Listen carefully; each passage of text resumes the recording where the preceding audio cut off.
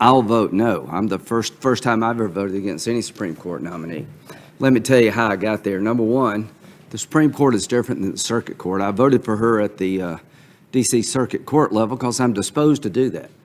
And I'm playing a game that very few people play anymore, that if you win an election, I expect you to pick somebody I wouldn't support on the court. That just sort of comes with winning. So I didn't think twice about not voting for her. But now that you're talking about the Supreme Court, you're making policy, not just bound by it. And a lot of my friends on the other side have done this, voted for a person at the district court level or the circuit court level, only to vote no at the Supreme Court level. This nomination had a political moment. President Biden can choose anybody he wants. That comes with winning. He had a lot of qualified African-American women to choose from. To me, saying up front during the election, I'm going to pick a qualified African-American woman is fine. Our folks have done that. Didn't bother me that much. It was trying to make the court look more like America. So he has a political decision he made. I respected that. Now, all of us are in politics over here. Again, I'm inclined to vote for judges of the other side. But this choice of Judge Jackson was really embraced by the most radical people in the Democratic movement, to the exclusion of everybody else. After 4 days of hearings, I now know why the left likes her so much. It became obvious to me why she was their first and apparently only choice.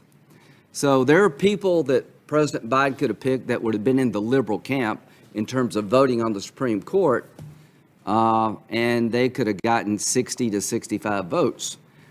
The White House didn't go down that road because it feels that they must pick somebody that's more appealing to the hard left. They made that choice, and we'll see how it plays out.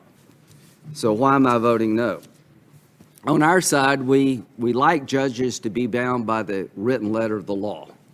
The immigration case that got to be sort of famous here, let's see, what was it? Make the Road, New York et al. Versus McAleen, was a decision by President Trump and his team to fully utilize expedited removal procedures within the statutory authority granted by Congress.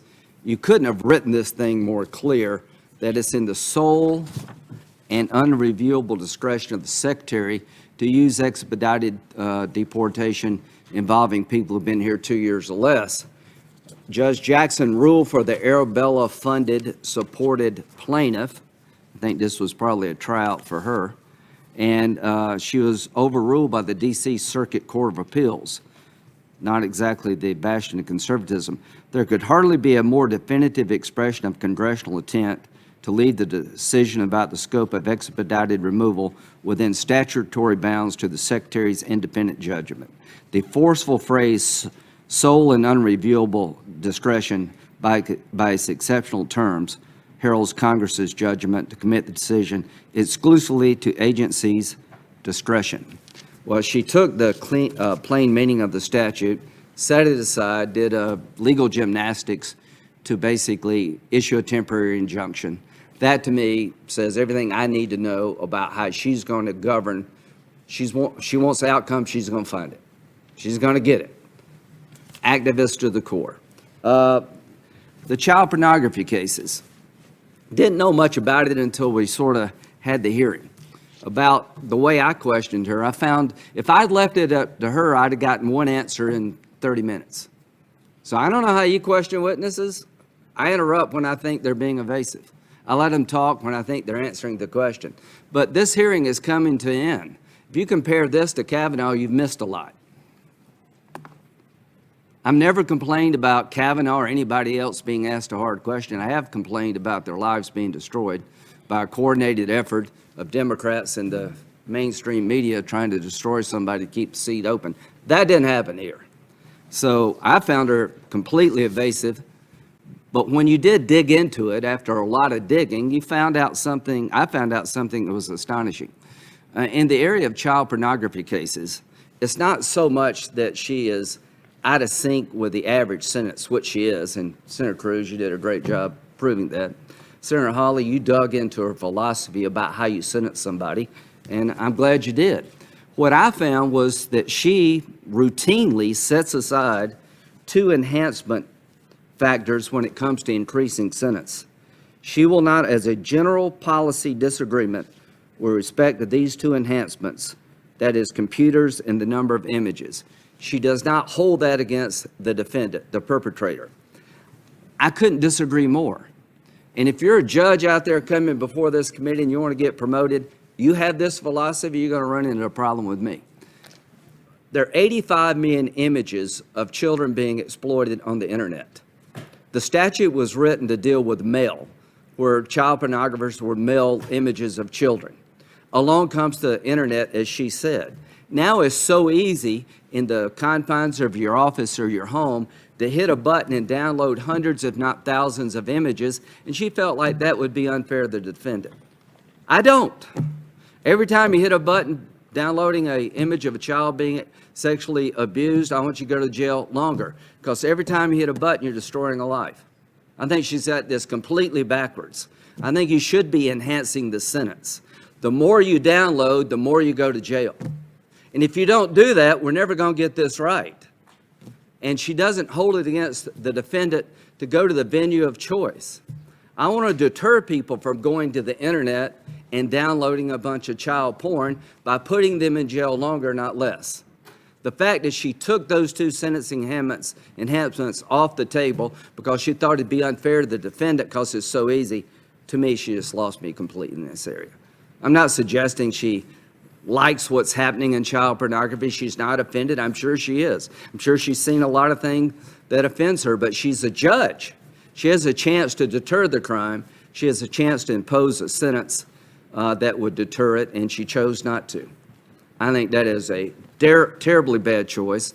And this committee, if anything comes out of this hearing constructively, is that we will pass a law changing that so every judge has to hold it against a child pornographer. The more you download, the longer you go to jail should be the rule.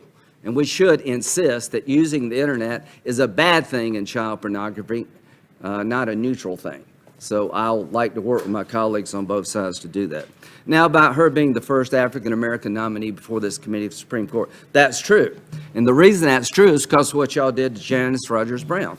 The only reason that's true is because my Democratic colleagues back in 2005 filibustered for 2 years, 2003 to 5, Janice Rogers Brown, a Supreme Court justice from the state of California that was picked by President Bush to be on the D.C. Circuit Court of Appeal, the same court that I voted for Judge Jackson. It's kind of a one level below the Supreme Court. And for 2 years, there was a wholesale filibuster of her. And when it got to be possible for her to be on the Supreme Court as a possibility, then Senator Biden said she would be filibustered. Senator Durbin, Senator Schumer, all filibustered her and told this body that if you pick her, she's likely to be filibustered. That's why Judge Jackson is the first African-American nominee to come before this body to be on the Supreme Court, because she made it that way. Because when you had a chance to support an African-American conservative, you used her ideology against her. You blocked her from being considered by this committee, and we're supposed to be like trained seals over here clapping when you appoint a liberal. That's not going to work. We live in America today where your ideology is held against you if you're a conservative, and when you're a liberal, we're supposed to embrace everything about you and not ask hard questions. That's not the world we're going to live in. And I'll say this, if we get back the Senate and we're in charge of this body, and there's judicial openings, we will talk to our colleagues on the other side, but if we're in charge, she would not have been before this committee.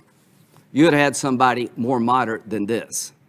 So I want you to know right now, the process you started to go to a simple majority vote is going to rear its head here pretty soon, where we're in charge. Then we'll talk about judges differently. Thanks for watching, and if you haven't already, please consider subscribing to our channel. And while you're at it, please leave us a comment. Thank you for watching.